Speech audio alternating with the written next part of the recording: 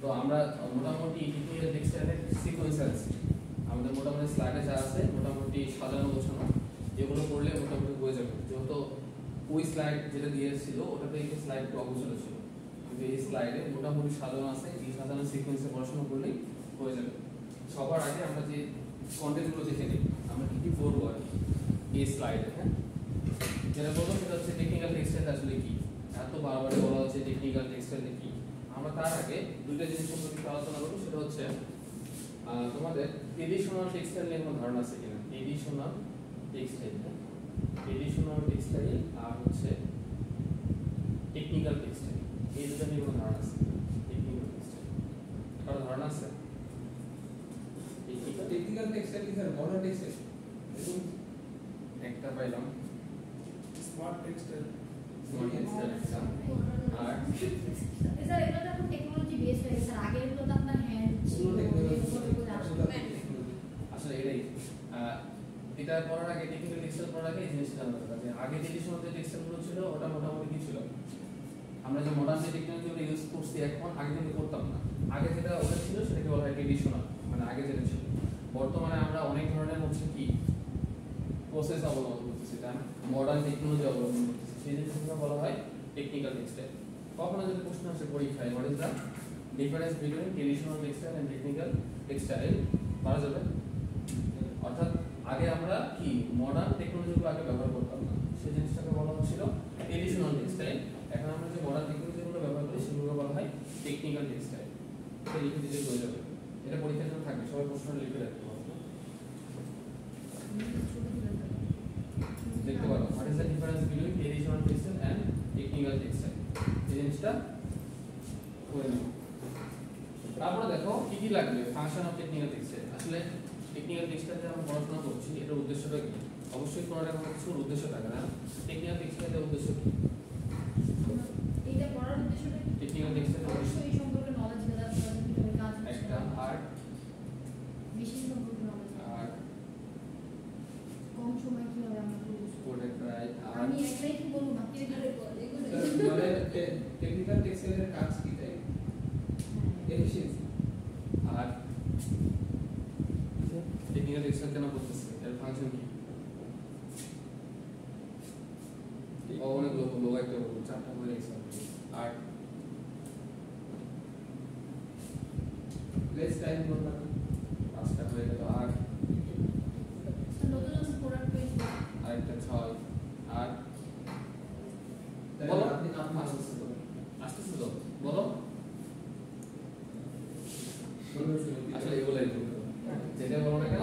অর্থাৎ মেইন যে উদ্দেশ্য হচ্ছে যে মডার্ন টেকনোলজিগুলো আছে এগুলো ব্যবহার করে আমরা কম খরচে কিভাবে বেশি প্রোডাক্ট পাবো, সেই জিনিসটা টেকনিক্যাল টেক্সটাইল। ঠিক আছে, কিন্তু আরেকটা জিনিস মাথায় রাখতে হবে, টেকনিক্যাল টেক্সটাইলে কিন্তু কস্টটা কিন্তু বেশি, কস্ট কিন্তু বেশি। কেন বলো তো? আয়ও বেশি, বাট হচ্ছে কারণ আমরা মডার্ন যে টেকনোলজিগুলো ব্যবহার করি এগুলো কস্টলি, মেশিনারিগুলো আধুনিক না, অনেক কস্টলি। কারণ দেখবা যে টেক্সটাইলের একটা মেশিনের দাম কিন্তু অনেক টাকা করে, দাম কোটি টাকার মতো প্রায় অলমোস্ট। তো কস্ট অনেকটা কিন্তু বেশি, এই জিনিসটা মাথায় রাখতে হবে। টেকনিক্যাল টেক্সটাইল আর মডার্ন টেক্সটাইল কি একই? হ্যাঁ হ্যাঁ, একই। কারণ হচ্ছে মডার্ন টেকনোলজিগুলো ব্যবহার করতেছে, এটা কিন্তু টেকনিক্যাল টেক্সটাইলেরই অংশ। তারপরে দেখো কি কি ক্লাসিফিকেশন, অনেকগুলো ক্লাসিফিকেশন আছে। গতবার আমরা এটা পড়ছিলাম, এগ্রো টেক্সটাইল আছে, তারপর মেডিকেল আছে, তারপর হচ্ছে কি স্পোর্টস ওয়্যার আছে, তারপর আর কি আছে, অপোটেক্স আছে, তারপর আর কি আছে, জিও টেক্সটাইল, আর অনেক কিছু আছে। আমরা লিখতে পারছি ধীরে ধীরে সব, প্রায় 17টার মতো। আমরা যে মিলিটারি আর্মিরা পোশাক পরে না, এই পোশাকগুলো কিন্তু হচ্ছে টেকনিক্যাল টেক্সটাইল, জানা কিনা যায় না, টেকনিক্যাল টেক্সটাইল। তারপর হচ্ছে market of technical textile, technical টেক্সটাইলের মার্কেট এখন কেমন। তারপর হচ্ছে future of technical textile, technical টেক্সটাইলের কি ফিউচার আছে? এটাতে এখন হচ্ছে মডার্ন যুগ, প্রায় 2024 অলমোস্ট 2025-26 সালের মধ্যে দেখবেন সবকিছু মডার্ন টেকনোলজি অন্তর্ভুক্ত হয়ে গেছে। অলরেডি এখানে ইন্ডাস্ট্রিতে ম্যান পাওয়ার কমে যাচ্ছে। ম্যান পাওয়ার কমার উদ্দেশ্য হচ্ছে এই যে মডার্ন টেকনোলজিগুলো আছে এগুলো মানুষের কাজ করার ক্ষমতাটা এরা রাখে, এই জন্য ম্যান পাওয়ারটা কমে যাচ্ছে। একটা সময় পরে দেখবো যে ইন্ডাস্ট্রিতে ম্যান পাওয়ার কমে যাবে, এই যে টেকনোলজিগুলো হয়ে গেল, এটা কিন্তু আমাদের জন্য ক্ষতিকর, আমাদের দেশের জন্য ক্ষতিকর, আমাদের টেক্সটাইল ইঞ্জিনিয়ারদের জন্য ক্ষতিকর। কারণ হচ্ছে যদি লোকবল কমে যায়, যদি না নেয় তখন কি হবে আমরা বুঝতে পারবো। এই জন্য মডার্ন টেকনোলজি যেগুলো আশীর্বাদও আবার আমাদের জন্য বাংলাদেশের জন্য ক্ষতিকর। তারপরে আসি আমরা হচ্ছে দেখো টেকনিক্যাল টেক্সটাইল জিনিসটা আসলে কি, এই জিনিসটা কিন্তু জানা দরকার, তাই না? কি টেকনিক্যাল টেক্সটাইল জিনিসটা আসলে কি? টেকনিক্যাল টেক্সটাইল বলতে আসলে আমরা কি বুঝি যদি পরীক্ষা আসে? দেখো কি বলা আছে, টেকনিক্যাল টেক্সটাইল আর divided into clothing, household fabric. এটা তো জানো, ওই যে আমরা বাসা বাড়িতে যে পর্দার কথা বললাম গতকাল, যেটাতে আমরা ফেব্রিকগুলো ব্যবহার করি। তারপর technical textile clothing, household fabric, certain textile wallpaper, upholstery fabric, carpet and floor covering seem to be easily defined. এই সব কিছু মিলে একত্রে কি বলা হয়? Technical textile. আর একটা কথা বলা আছে দেখো, but it is not easy to describe technical textile. Technical যে টেক্সটাইলটা আছে এটা কিন্তু ইজি না ডিসক্রাইব করা, কারণ এর বিস্তৃতি অনেক, খুব সহজে তুমি চাইলেও এই পুরোটা কভার করতে পারবে না। ঠিক আছে, দেখো যে চিত্রগুলো দিয়ে আছে, গতকাল একটা চিত্র দেখছিলাম ওই স্লাইডগুলোতে, দেখো এগুলো সবগুলো কি টেকনিক্যাল টেক্সটাইলেরই অংশ। ঠিক আছে, কারণ হচ্ছে এর মধ্যে এগ্রিকালচার আছে, এর মধ্যে কি আছে বলতো, সিভিলের জিনিসপত্র আছে, সিভিল ইঞ্জিনিয়ারের জিনিসপত্র আছে, তারপর কি আছে টেক্সটাইলের জিনিসপত্র আছে, বেকিং মেশিন আছে, হ্যাঁ সব কিছু আছে মিলে, না এই জিনিসগুলো টেকনিক্যাল টেক্সটাইল। তারপরে দেখো টেকনিক্যাল টেক্সটাইলের উদ্দেশ্য কি? আমরা ফিনিশিং করছিলাম, আমি তোমাদের ফিনিশিং এর কথা কখনো বলছিলাম? ফিনিশিং করা হয় কেন? চাকচিক্য উজ্জ্বলতার জন্য। ফিনিশিং এর কয়টা ফাংশন এরকম বলছিলাম তোমাদের, মনে আছে কিনা জানি না। আমি বলছিলাম যে ওই কোশ্চেন তিন ভাগে ভাগ করা হয়, একটা হচ্ছে প্রি ট্রিটমেন্ট, দুই নাম্বার হচ্ছে ডাইং প্রিন্টিং, তিন নাম্বার হচ্ছে ফিনিশিং। তো ডাইং প্রিন্টিং হওয়ার পরে তিন নাম্বার যে ধাপটা সেটা হচ্ছে ফিনিশিং। ফিনিশিংটা কেন করা হয়? ফিনিশিংটা করার উদ্দেশ্য হচ্ছে দুইটা। কয়টা? কি কি ফিনিশিং উদ্দেশ্য? এটা একটু জানা, এটার সাথে টেকনিক্যাল টেক্সটাইল আমার একটা মিল আছে। ফাংশনটা হচ্ছে একটা হচ্ছে ফাংশনাল প্রপার্টিজ আর একটা হচ্ছে অ্যাস্থেটিক প্রপার্টিজ। ফাংশনাল প্রপার্টিজ আর কি বলো? এটা হচ্ছে ফাংশনাল প্রপার্টিজ, এটা হচ্ছে ফাংশনাল প্রপার্টিজ। ফাংশনাল প্রপার্টিজ কোনগুলো কেউ কি বলতে পারো? প্যাকেজিং অ্যাকসেসরিজ, হ্যাঁ প্যাকেজিং অ্যাকসেসরিজ, তোমরা হচ্ছে কি ডেকোরেটিভ পারপাস, ডেকোরেটিভ পারপাসের জন্য ব্যবহার করা, ডেকোরেটিভ পারপাসের জন্য ব্যবহার করা। আচ্ছা, ফাংশনাল প্রপার্টিজের মধ্যে যে জিনিসগুলো আছে সেগুলো হচ্ছে স্ট্রেন, তারপর হচ্ছে ড্র্যাগ, তারপর হচ্ছে জিএসএম। জিএসএম নাম শুনছো? জিএসএম কি বলতো? গ্রাম পার স্কয়ার মিটার। আমরা যে কাপড় চোপড়গুলো কিনি, কাপড় চোপড়গুলো হচ্ছে ক্রয় করা বা বিক্রয় করা কার উপর নির্ভর করে? জিএসএম এর উপর নির্ভর করে। আমরা জানি কিনা? জানি। এগুলো হচ্ছে ফাংশনাল প্রপার্টিজের মধ্যে। আর অ্যাস্থেটিক বা ডেকোরেটিভ পারপাস কোনগুলো? যেগুলো হচ্ছে কাপড়ের কি সৌন্দর্য বর্ধন করার জন্য, না কাপড়ের ফিনিশিং ভালো না হলে কিন্তু আমরা ক্রেতার হচ্ছে কি মার্কেট পাওয়া যায় না, কারণ আমরা সবসময় পছন্দ করি কি ডেকোরেটিভ, একটু উজ্জ্বল, একটু সৌন্দর্য। আমরা সবাই সৌন্দর্য করি, তাই না? একটু আগে বলা হচ্ছে আসলে এরকম কাপড় যখন আমরা কিনি তখন দেখি যে কাপড়টা আসলে সুন্দর কিনা, কাপড়টা বলে আমাদের মানাবে কিনা। এটা যদি ফিনিশিংটা খারাপ হয় সেক্ষেত্রে আমরা কাপড়টা কিনবো না, তাই সেই জিনিসটার কথা বলা আছে। টেকনিক্যাল টেক্সটাইলের কথা বলা আছে, দেখেন টেকনিক্যাল টেক্সটাইল আর textile material and product that are engineered for specific technical and functional performance. মানে এই দুটো জিনিসের কথা বলা আছে, এই দুটো জিনিসই পুরোটা টেকনিক্যাল টেক্সটাইলে ডিপেন্ড করে আর কি। দুইটা প্রপার্টিজ আছে দেখো, ফাংশন অফ কি কি ফাংশন হচ্ছে মেকানিক্যাল ফাংশন, তাই না? মেকানিক্যাল ফাংশনের মধ্যে কি কি আছে? রেজিস্ট্যান্স, তারপর হচ্ছে reinforcement of the material, tenacity, elasticity. এগুলো তো সম্পর্কে জানা আছে। টেনাসিটি, ইলাস্টিসিটি এগুলো জানো না? কি এগুলো বলো তো? স্যার ইলাস্টিসিটিটা জানো? এগুলো জানো? কি ওই যে ইলাস্টিক লিমিট এগুলো পড়ো নাই? ওসিকা তোমরা টেনসাইল প্রপার্টিজ পড়ছো? এটা সম্পর্কে তো ধারণা নেই। এটা হচ্ছে হ্যাঁ টেনসাইল প্রপার্টিজ, তাই না? টেনসাইল প্রপার্টিজের মধ্যে যেটা আছে এক নম্বরটা হচ্ছে ব্রেকিং লোড আছে, না ব্রেকিং সাইলেন্ট করবে এক নম্বরটা হচ্ছে ব্রেকিং লোড, দুই নম্বরটা হতে পারে হচ্ছে এলাস্টিসিটি, তারপর হচ্ছে তিন নম্বরটা হচ্ছে এলাস্টিক লিমিট, আরেকটা আছে হচ্ছে টেনাসিটি, তারপর হচ্ছে টেনাসিটি। এগুলো তো বলে আসার কথা, বলি একটু। যাই হোক, ব্রেকিং লোডটা কি আমরা জানি কিনা, এটার সঙ্গে আলাদা জিনিস আছে, সেটা হচ্ছে স্টেজ, তারপর আছে হচ্ছে স্টেইন। এগুলো পরে আসতো মোটামুটি, স্টেজ কি আর স্টেইন কি এগুলো ধারণা আছে? এর মধ্যে মোটামুটি এগুলো লাগবে আর কি। স্ট্রেস কি? স্যার স্ট্রেস তো আপনার ইয়া ইলাস্টিসিটি না ছেলের ও স্ট্রেস স্ট্রেস কি? এটা কিন্তু টানলে- স্ট্রেস দিতে পারে না। আমাদের ইলাস্টিসিটি। স্ট্রেস কি? স্ট্রেস আপনার হলো যে ভর। ফ্যাব্রিকটা যতটুকু ভর না। স্ট্রেস কি? স্ট্রেস মানে কি? আপনার সহ্য ক্ষমতা এক প্রকার দিকে দাও। স্ট্রেস মানে হচ্ছে চাপ। চাপ। এই চাপ কিন্তু আবার আমাদের মানসিক চাপ। না। স্ট্রেস মানে হচ্ছে চাপ বা ফোর্স। আচ্ছা আমি বলি, অনেকে ভুলে গেছো। স্ট্রেস হচ্ছে, স্ট্রেসকে প্রকাশ করা হয় হচ্ছে সিগমা দ্বারা। কি দ্বারা? সিগমা দ্বারা। স্ট্রেস ইকুয়াল টু লেখা আছে হচ্ছে F বাই A, অর্থাৎ একক ক্ষেত্রফলের উপর প্রযুক্ত বলকে স্ট্রেস বলা হয়। চাপ, বাংলায় চাপ, চাপের একক কি? প্যাসকেল। চাপের একক কি? প্যাসকেল। এর আসতে হবে। এটাকে প্রকাশ করা হয় newton plus square metre square, অথবা লিখতে পারো নিউটন মিটার ইনভার্স 2। ঠিক আছে, তাহলে স্ট্রেসটা কি? স্ট্রেস হচ্ছে একক ক্ষেত্রফলের উপর প্রযুক্ত বলকে কি বলা হয়? স্ট্রেস বলা হয়। স্ট্রেসকে প্রকাশ করা হয় নিউটন পার মিটার স্কয়ার দ্বারা। ঠিক আছে, এখন আসো স্ট্রেন কি। মেইন কথা যদি আমি বলি, স্ট্রেস মানে হচ্ছে চাপ বা ফোর্স, স্ট্রেন মানে হচ্ছে বিকৃতি। যদি কোনো একটা বস্তুর উপর ফোর্স প্রয়োগ করা হয় সেটা বিকৃতি করবে। এটা আরেকটা নাম হচ্ছে স্ট্রেনের, আরেকটা নাম হচ্ছে তোমরা জানো কিনা জানি না, সেটা হচ্ছে ডিফর্মেশন। এটার নাম হচ্ছে ডিফর্মেশন। ডিফর্মেশন মানে হচ্ছে অবস্থার পরিবর্তন হওয়া। ডিফর্মেশন মানে বিকৃত হয়ে যাওয়া। ধরো একটা লোহাকে যখন তুমি কন্টিনিউয়াস পিটাও, মানে ফোর্স প্রয়োগ করো, তখন লোহাটা কি হয়ে যায়?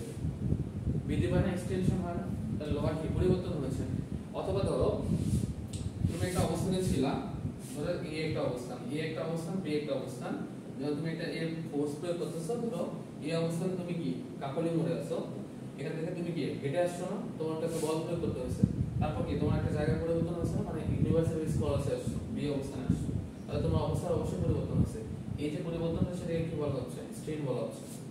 ঠিক আছে, আর আমি যদি উদাহরণ দিই, এক্সাম্পল লোহার এক্সাম্পল দিলাম, যেটা সেটা হচ্ছে কি, লোহা যখন স্টেবল অবস্থায় থাকে, লোহাকে যখন পিটানো হয়, মানে ফোর্স প্রয়োগ করা হয়, তাহলে তখন কি হয়? ওটা বিকৃতি ঘটে। এখন স্ট্রেনকে প্রকাশ করা হয় হচ্ছে এপসাইলন দ্বারা। কি দ্বারা? এপসাইলন দ্বারা। এপসাইলন দ্বারা প্রকাশ করা হয়। এপসাইলন ইকুয়াল লেখা হয় dl by l, dl by l। এই বড় এটা হচ্ছে ইনিশিয়াল লেন্থ, বড় এলটা কি? Initial length. আর dl টা হচ্ছে কতটুকু বিকৃতি হয়েছে, মানে ডিফর্মেশন।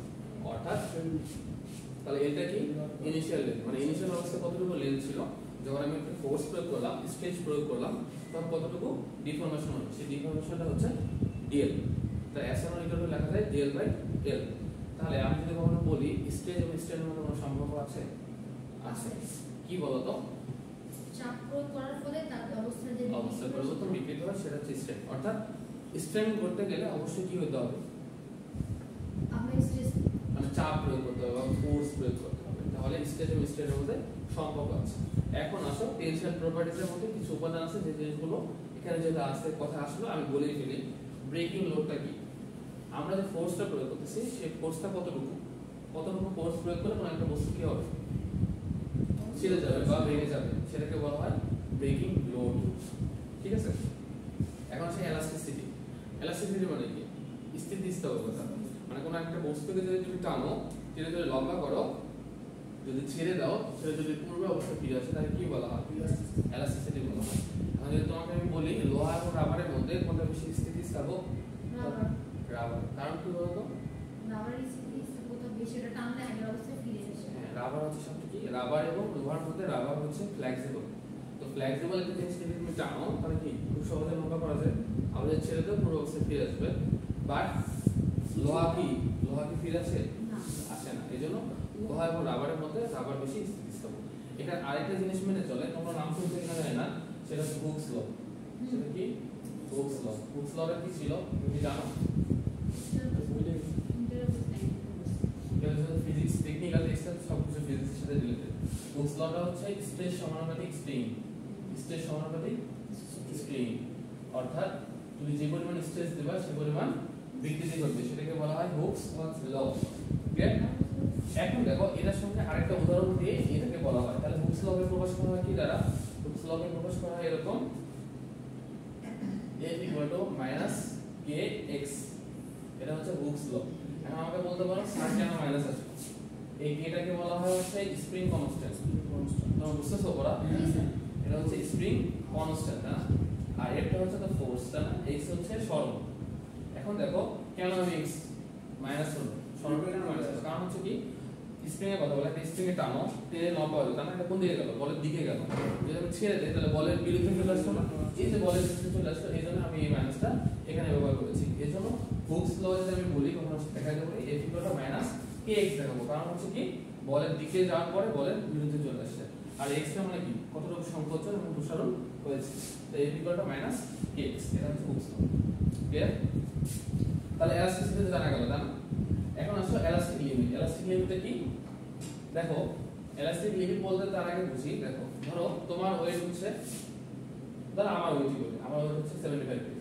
হ্যাঁ, ধরো আমাকে বলা হলো যে আমি 120 কেজি ওজনের একটা বস্তু চাই, আমার পক্ষে কি সম্ভব? সম্ভব না। ধরো আমি যদি বলতে 80 কেজি ওজনের একটা বস্তু চাই, অথবা ধরো বলতো যে 50 কেজি, তাহলে আমি চাইতে পারতাম না। তাহলে প্রত্যেকটা মানুষের একটা লিমিট আছে, এই লিমিটের বাইরে কেউ নিতে পারবে না, তাহলে ভেঙে যাওয়ার সম্ভাবনা আছে অথবা ক্ষয়ক্ষতি হওয়ার সম্ভাবনা আছে, তাই না? তো এলাস্টিক লিমিট বলতে বোঝায় সর্বোচ্চ একটা ভ্যালু থাকবে বা মান থাকবে বা ফোর্স বা বল থাকবে, সেই ভ্যালু পর্যন্ত কোনো একটা বস্তু কি হবে, টান দিলে টান পূর্বের অবস্থায় ফিরে না আসলে সেটাই। হ্যাঁ রাইট, লিমিট, এলাস্টিক লিমিট মানে সর্বোচ্চ একটা ভ্যালুতে কোনো একটা বস্তু হ্যাঁ ফিক্স হয়ে যাবে, ফিরে আসবে না, সেটাকে বলে এলাস্টিক লিমিট। মানে প্রত্যেকটা বস্তুর একটা লিমিট আছে, ঠিক আছে, সেই জিনিসটা। আর টেনাসিটি কি?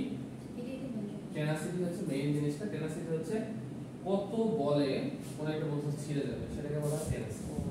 সর্বোচ্চ কত বলে, কতখানি স্পেস, হ্যাঁ কতখানি স্পেস, এটাকে প্রকাশ করা হয় গ্রাম পার টেক্স, গ্রাম পার ডেনিয়ার, এটাকে মেজার করা হয় টেনাসিটিকে গ্রাম পার ডেনিয়ার, আর হচ্ছে নিউটন, নিউটন পার টেক্স, এই তিনটা দিয়ে মেজার করা হয়। গ্রাম পার টেক্স, গ্রাম পার ডেনিয়ার, নিউটন পার টেক্স।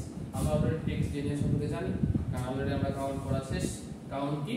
কাউন্ট হচ্ছে numerical expression which indicate the yearly force or fire.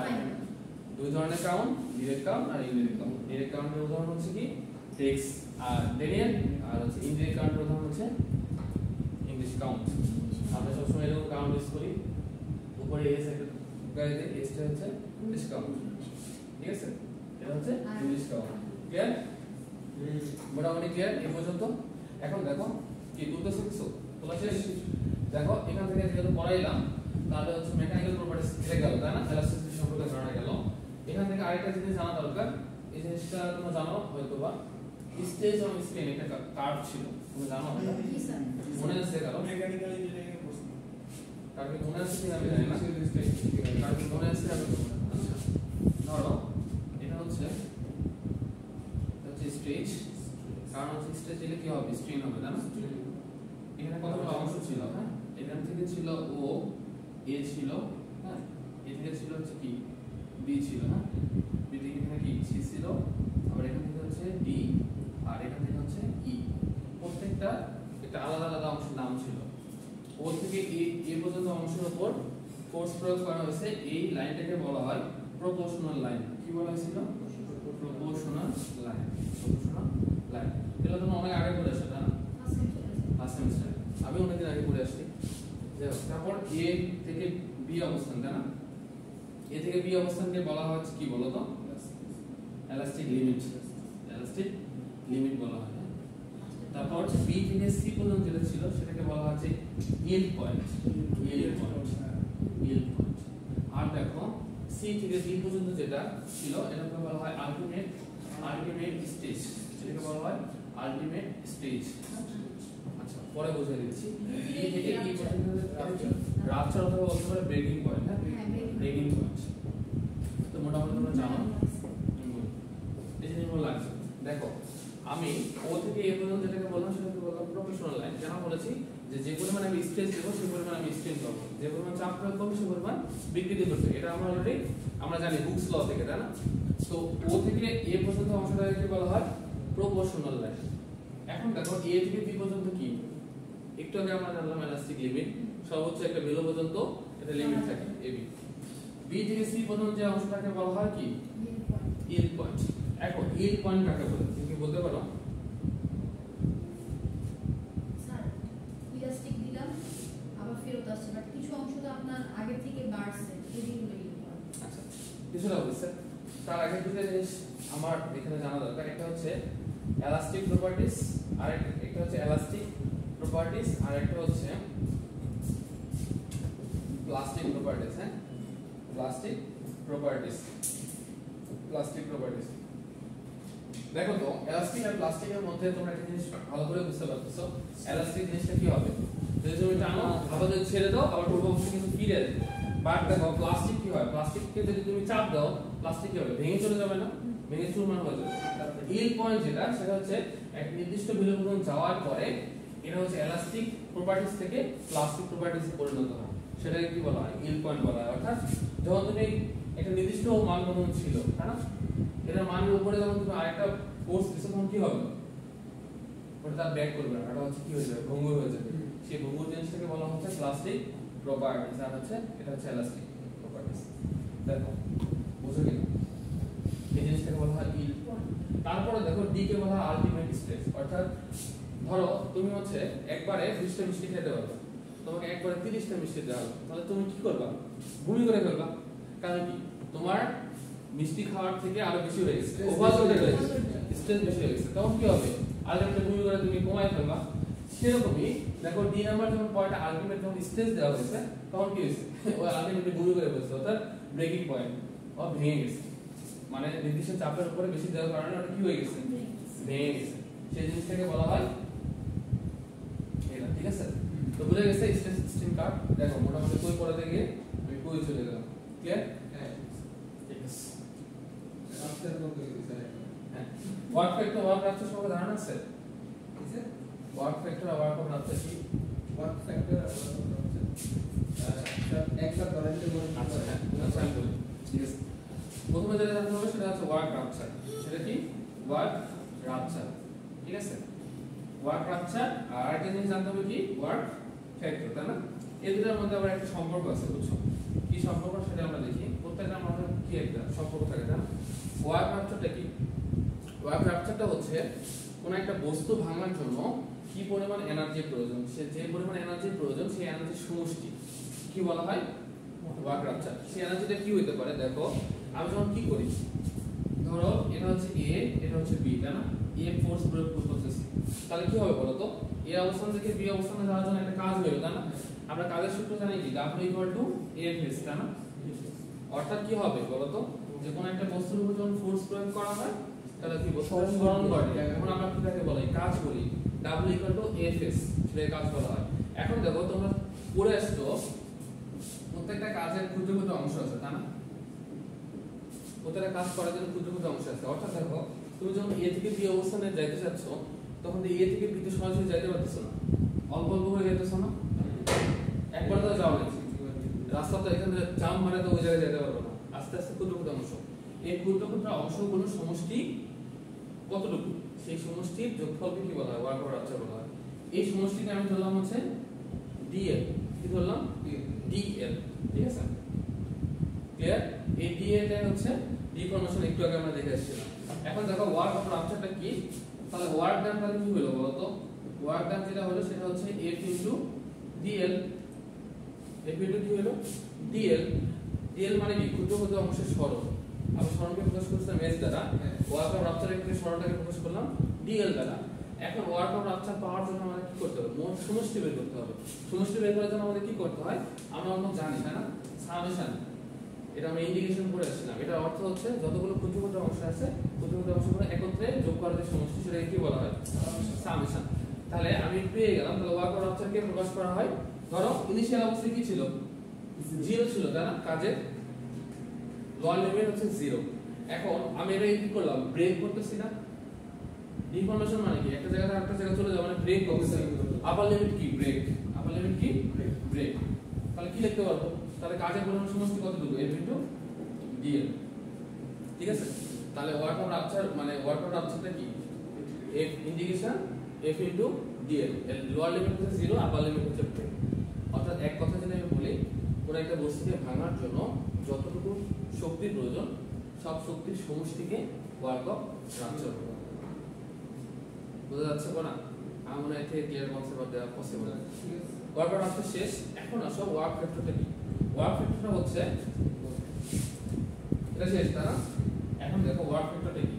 Work ফ্যাক্টরে যেটা লেখা হয় সেটা হচ্ছে বলটা কি বলটা বুঝি। এখন দেখো ওয়ার্ক ফ্যাক্টরটা কি। ওয়ার্ক ফ্যাক্টরটা হচ্ছে work of rupture divided by breaking load into breaking extension, breaking load into breaking extension অর্থাৎ breaking extension। এখন দেখো আমরা এখন বলতে পারবো যে breaking extension কি স্যার। breaking extensionটা কি? breaking extensionটা কি? ওই যে স্যার ওই এ থেকে বি পর্যন্ত যাওয়ার জন্য যতটুকু কাজ অর্থাৎ ওই যে আমরা লোহাকে পিটালাম বাড়লো এক্সটেনশন হলো না, কোন একটা বস্তুর উপর যখন ফোর্স প্রয়োগ করে বস্তুটা কতটুকু বাড়লো সেটাকে বলা হয় ব্রেকিং পরিবর্তন। অবস্থার পরিবর্তন। এখন দেখো ওয়ার্ক ফ্যাক্টরটা কি। ওয়ার্ক ফ্যাক্টর ইকুয়াল টু লেখা হয় work of rupture divided by breaking load into breaking extension. অর্থাৎ ওয়ার্ক অফ রাপচার কি ছিল? টোটাল সমষ্টি ছিল। ওই টোটাল সমষ্টি হওয়ার জন্য কতটুকু লোড দেওয়া লাগছে এবং কতটুকু এক্সটেনশন হয়েছে সেটাকে একমাত্র কি বলা হয়? ওয়ার্ক ফ্যাক্টর বলা হয়। ক্লিয়ার? আর এখান থেকে যদি আমি বলি যে ওয়ার্ক ফ্যাক্টর এবং ওয়ার্ক অফ রাপচারের সাথে সম্পর্কটা কি, সম্পর্কটা হচ্ছে যদি আমি ওয়ার্ক অফ রাপচার বের করি তাহলে সম্পর্কটা দাঁড়াবে এরকম half into breaking load into breaking extension. Breaking load into breaking extension. বুঝে গেছে? এটা তোমাদের তো এগুলো ধরবেই সব সময়, এটা লাগে। স্যার ব্রেকিং লোড আর ব্রেকিং এক্সটেনশনের গ্রাফ হয় না? ব্রেকিং লোড আর ব্রেকিং এক্সটেনশনের গ্রাফ হয় না? লোড আর এক্সটেনশন, লোড আর এক্সটেনশনের গ্রাফ তো ওভাবে নেই, কিন্তু ওই যে একটু আগে আমরা দেখলাম না স্টেজ স্টিং, ওখান থেকে তো বোঝা যায় গ্রাফ মানে লোড কতটুকু ফোর্স দিকে কতটুকু এক্সটেনশন হলো। একটু আগে দেখলাম ওই যে আমরা গ্রাফ দেখলাম না যতটুকু বল প্রয়োগ করে তো হ্যাঁ, কাজ হয়। এখন দেখো তাহলে ওয়ার্ক ফ্যাক্টর ওয়ার্ক অফ রাপচারের মধ্যে একটা সম্পর্ক আছে। কোনদিন কেউ যদি জিজ্ঞাসা করে আপনাদের breaking load into breaking extension, যেহেতু ব্রেকিং লোড আর ব্রেকিং এক্সটেনশন ধ্রুবক তাহলে ওয়ার্ক ফ্যাক্টরের স্ট্যান্ডার্ড ভ্যালু আছে। স্ট্যান্ডার্ড ভ্যালু হচ্ছে 0.55 সঠিক না। হাফ, এই হাফটা। এটার মধ্যে আবার একটা জিনিস আছে, এই গ্রাফের মধ্যে টপ কার্ভ আর একটা হচ্ছে বটম কার্ভ আছে, হ্যাঁ বটম কার্ভ আছে। এখন ধর কাজটা যদি গ্রেটার দ্যান 5 হয় তাহলে টপ কার্ভ, আর কাজটা যদি লেস দ্যান 0.5 হয় সেটা হলো বটম কার্ভ। এখন হচ্ছে গ্রেটার দ্যান আর লেস দ্যান চিহ্ন তো কোনটা গ্রেটার দ্যান? অনেক গ্রেটার স্যার দেন মুখ যেখানে বলো ওইদিকে গ্রেটার দ্যান চিহ্ন কোনটা? এটা নাকি এটা? বড় যেটা গ্রেটার কোনটা? শিওর খোলাটা ভালো করে বল, অনেক great। কোনটা? এটা নাকি এটা? কোনটা এটা? কোনটা? কিছু না বল আসলে ক্লিয়ার হলো হাফ। এই হচ্ছে ডান হাত হচ্ছে গ্রেটার। এটা আমার লাইসেন্সে দিয়েছিল তারপরে ও আচ্ছা, সব ভুলে গেছো? আচ্ছা বুঝে গেছে? হ্যাঁ। এখন ভালো যাবে? এগুলো অনেকদিন আগে বলছিলাম, আজকে শেষ করবো।